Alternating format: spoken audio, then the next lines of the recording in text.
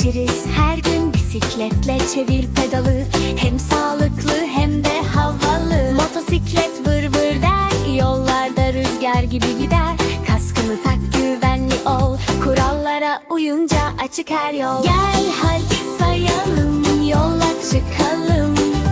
Taşıtlar dünyasında gezelim. Karada, havada, denizde. Eğlenerek öğrenelim hep birlikte. Uçak çıkar gökyüzüne, bulutların üstüne üstüne. Helikopter döner durur, pervanesi pır pır vurur.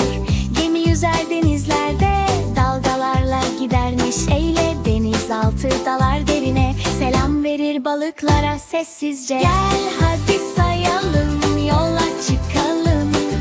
Taşıtlar dünyasında gezelim. Karada, havada, denizde. Eğlenerek öğrenelim hep birlikte.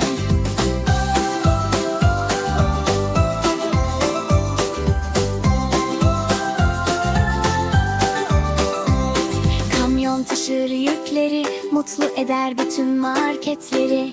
Tren gider çuf çuf çuf, raylarda uzun uzun.